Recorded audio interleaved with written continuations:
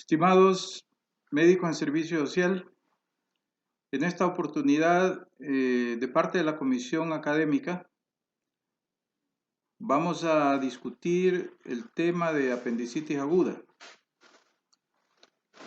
Probablemente ustedes se preguntarán por qué algunas veces se usa el término apendicitis aguda y otras veces solo apendicitis. En realidad, la apendicitis crónica existe, pero es infrecuente y corresponde a condiciones bastante raras, ¿verdad? Como son, por ejemplo, la fibromatosis, los tumores carcinoides, los cistadenomas mucosos, las fibrosis apendiculares, la enfermedad de Crohn. En realidad todas estas condiciones son bastante raras. Así que, de hecho, existe la apendicitis crónica, pero el problema clínico que ustedes van a encontrar en su práctica es la apendicitis aguda. Aunque ustedes pueden usar el término apendicitis nada más. No necesariamente decir apendicitis aguda. Si ustedes dicen apendicitis aguda está bien. Y si solo dicen apendicitis está bien también. Comencemos por mencionar algunos conceptos anatómicos y fisiológicos.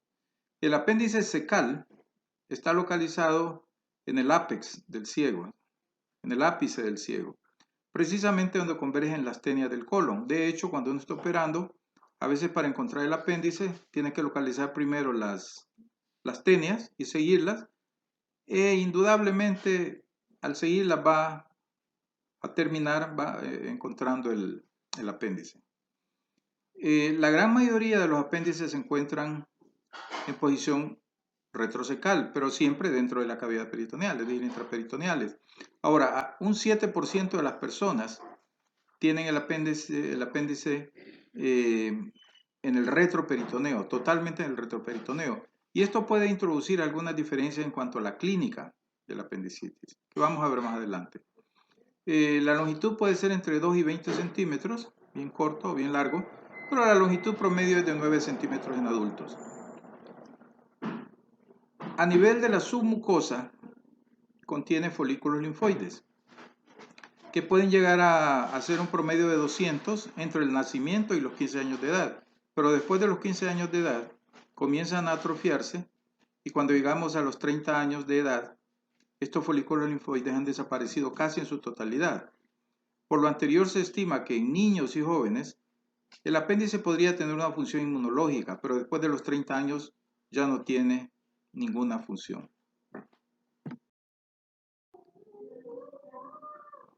Bien, importante saber que un aproximado de 8% de todas las personas van a desarrollar una apendicitis en algún tiempo de su vida. Esto es un aproximado de 1 de cada 12 personas. La gran mayoría de los afectados estarán entre los 20 y los 30 años de edad, que es cuando es más frecuente la apendicitis. Pero la apendicitis puede presentarse a cualquier edad, ¿verdad? Obviamente, en los extremos de la vida es más infrecuente, entre los niños muy pequeños o personas de avanzada edad. En cuanto a la etiopatogenia, les dije a ustedes que el apéndice era un órgano hueco. En efecto, es un órgano hueco, tiene una luz, tiene un lumen apendicular. Y la causa más frecuente de la apendicitis es una obstrucción de la luz del apéndice. ¿Por qué se produce esta obstrucción? Bueno, la causa más frecuente para que esta luz se obstruya es un fecalito. Y en segundo lugar, puede ser una hiperplasia de un folículo linfoide. Pero ¿se acuerdan que dijimos que los folículos linfoides prácticamente se atrofiaban completamente después de los 30 años? Lógicamente, esperaríamos que la causa para que sean folículos linfoides va a ser en personas menores de 30 años. Y otras causas de obstrucción pueden ser variables, pueden ser semillas no digeridas, pueden ser parásitos, el Enterobius vermicularis es reconocido por eso, pueden ser cuerpos extraños ingeridos accidentalmente, pequeñas piedritas o pequeños fragmentos de metal o lo que sea. y otras condiciones raras como les mencioné al inicio, ¿no? Una vez que se obstruye la porción distal del apéndice, esta se llena de moco, se comienza a infectar, termina distendiéndose. Esto, por supuesto, al distenderse va a iniciar un proceso de isquemia, que junto con la infección progresan en 4 fases bien definidas. Las 4 fases de la apendicitis son, en primer lugar, la fase hematosa. Esta es una fase estrictamente inflamatoria. La segunda fase se conoce como fase supurada o supurativa. En esta fase, la porción distal del apéndice comienza a llenarse de pus. La tercera fase se conoce como fase gangrenada. En esta fase, la distensión del apéndice condiciona isquemia del tejido, lo que junto con la infección van a condicionar la gangrena. Y la cuarta fase es la fase perforada.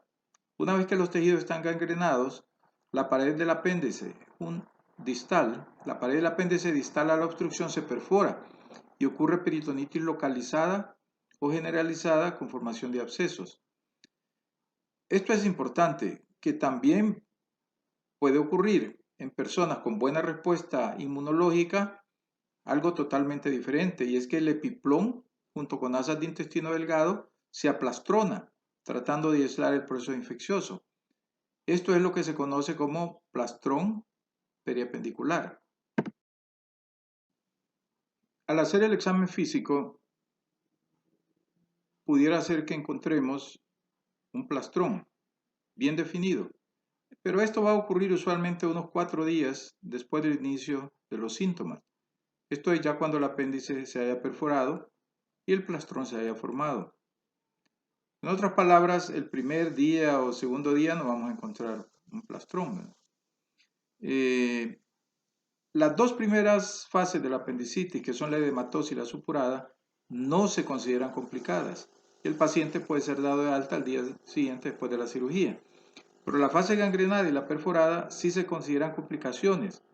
Y en este caso, el paciente estará hospitalizado y con antibióticos endovenosos por algunos días.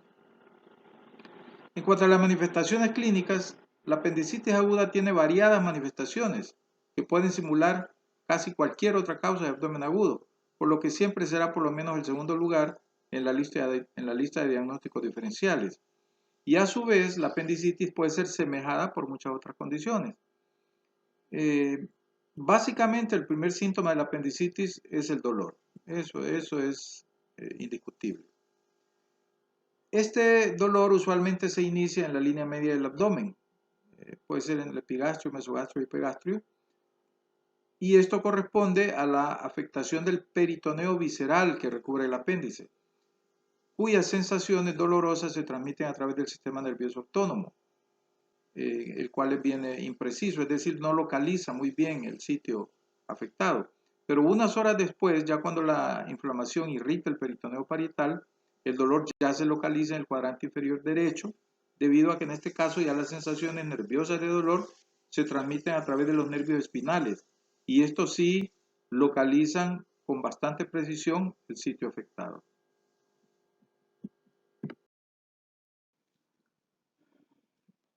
El dolor en la apendicitis es de tipo continuo, pero no es un dolor severo. Y después del dolor, lo que sigue son náuseas y vómitos. Aquí es necesario destacar el hecho de que los vómitos no suelen ser profusos, muy raro. Usualmente ocurren de una a 3 veces.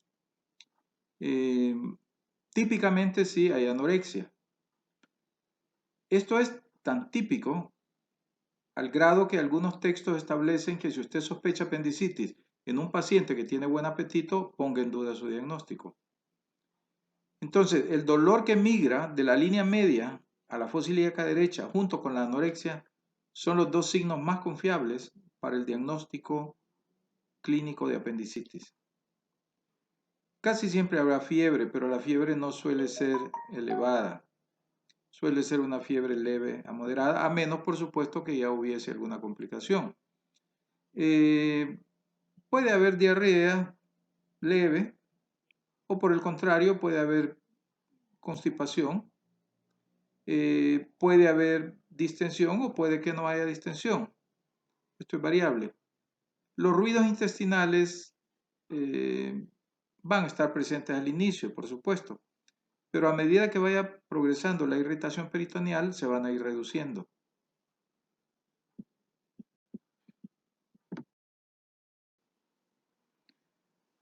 Al hacer la palpación vamos a encontrar dolor en cuadrante inferior derecho con signo de rebote positivo. Este signo de rebote es lo mismo que se conoce como signo de Bloomberg y lo que nos está indicando es que ya hay irritación peritoneal. El signo de rebote podría estar ausente en ciertos casos, aún tratándose de una apendicitis, pero en este caso de que esté ausente, tenemos que asumir que es porque el apéndice tiene una localización retroperitoneal, totalmente retroperitoneal, y eso hace que sea negativo. No se suelen palpar masas, a menos que ya haya ocurrido una perforación, en cuyo caso usted podría palpar un plastrón o un absceso ambos. Aquí es importante destacar el hecho de que un plastrón puede a su vez estar ocurriendo en presencia de abscesos. Pueden estar las dos cosas, que haya plastrón y que haya absceso. El signo de Robson es un signo patognomónico de la apendicitis y consiste en que al palpar la fosa ilíaca izquierda se produce dolor en la fosa ilíaca derecha. Es típico de la apendicitis. La percusión será francamente positiva en cuadrante inferior derecho. Siempre hay que hacer la percusión. Pueden encontrarse otros signos con menos frecuencia, como ser el signo del obturador, que consiste en rotación interna de la cadera derecha, y el signo del iliopsoas, que consiste en extensión de la cadera derecha, produciendo ese dolor en ambos casos. El tacto rectal suele ser negativo a menos que el apéndice tenga una localización pélvica, pero siempre es conveniente hacer el tacto rectal.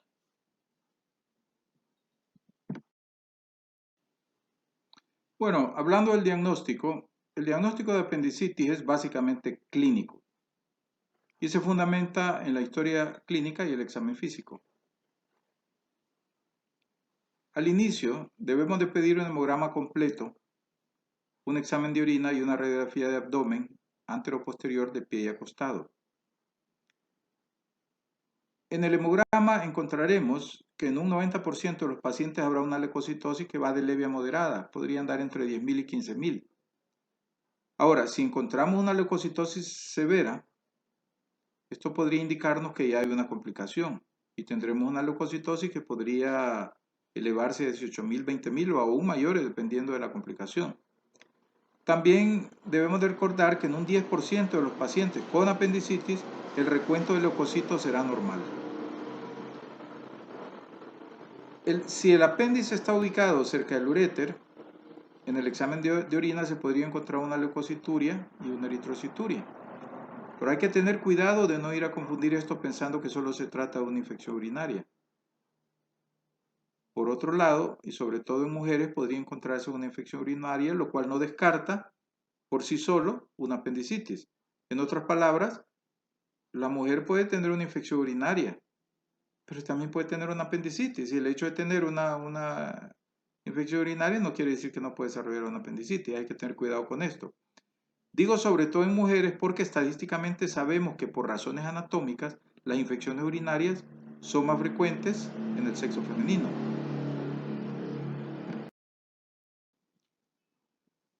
Estudios por imágenes.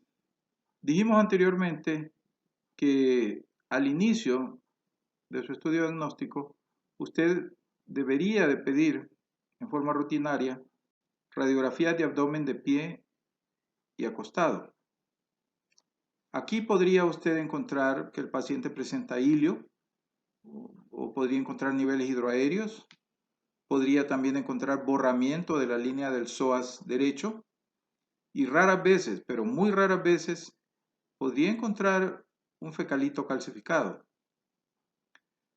Ahora, cuando el diagnóstico sigue siendo confuso, usted puede pedir un ultrasonido abdominal.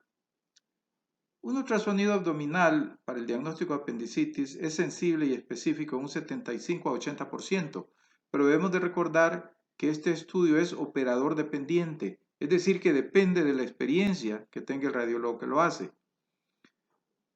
Debemos de mencionar el hecho de que el ultrasonido es importante no solo para diagnosticar, sino para descartar. ¿Descartar qué? Pues en el caso específico de las mujeres, para descartar condiciones ginecobstétricas, como torsión de ovarios, un embarazo ectópico, un absceso anexial, etc.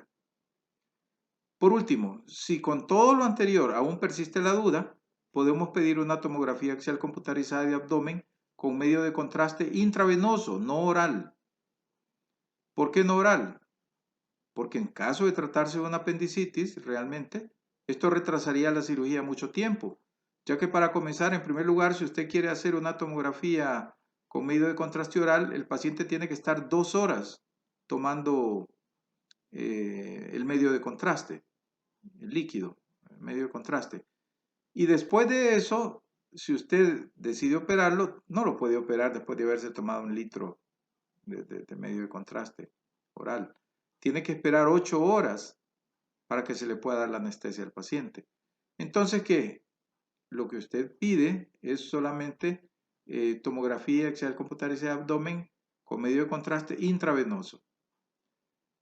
Debemos de tener presente, y esto es muy importante, que no le debe hacer una tomografía a una paciente embarazada.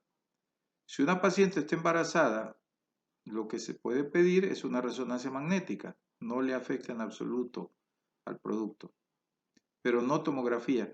Teóricamente, al final del embarazo se podría, del embarazo, se podría hacer una tomografía, pero yo le aconsejo que si la paciente está embarazada, mejor lo evite y que haga esto solamente si la necesidad fuera demasiada en una paciente con embarazo a término. Si no es embarazo a término, ni lo piense, no lo haga. Pero la resonancia magnética sí la puede hacer en cualquier tiempo.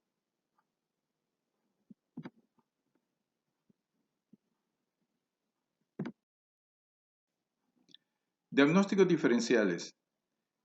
Comencemos por decir que el diagnóstico de apendicitis es particularmente difícil en los extremos de la vida. Es decir, en niños pequeños y en personas de edad avanzada, el diagnóstico suele retrasarse y en consecuencia hay un mayor porcentaje de complicaciones al momento de efectuar la cirugía. ¿Por qué decimos que es difícil? Bueno, porque en estos pacientes la signología y la sintomatología de la apendicitis suele ser muy atípica. Esa es la razón por la cual se dificulta el diagnóstico. En general, los diagnósticos diferenciales de apendicitis aguda incluyen prácticamente todas las causas de abdomen agudo. Debemos de tener presente que la apendicitis va a ser siempre por lo menos la segunda posibilidad diagnóstica diferencial como causa de abdomen agudo. Y por último, en cuanto al tratamiento, una vez hecho el diagnóstico de apendicitis, el manejo debe ser quirúrgico de urgencia.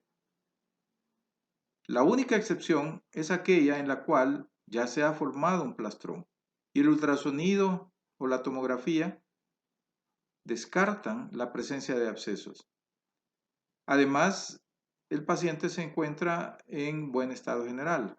Entonces, estos pacientes se pueden manejar conservadoramente con observación y antibióticos intrahospitalarios y posteriormente, unas 6 a 8 semanas después, se hará lo que se conoce como apendicectomía de intervalo.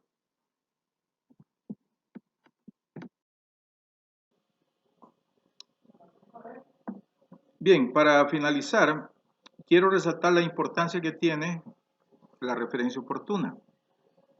Siempre que usted tenga un paciente que usted sospecha apendicitis, recuerde que de confirmarse el diagnóstico, este paciente necesitará cirugía de urgencia. Por lo tanto, deberá ser referido al establecimiento hospitalario más cercano que cuente con el servicio de cirugía general. Si el cuadro clínico solo tiene unas pocas horas de haberse iniciado y en su centro usted cuenta con los servicios laboratoriales, Entonces puede tomarse su tiempo para hacer los exámenes pertinentes. Pero si usted va a tener que esperar hasta el día siguiente para hacer dichos exámenes, entonces mejor haga la referencia de inmediato, sin pérdida de tiempo.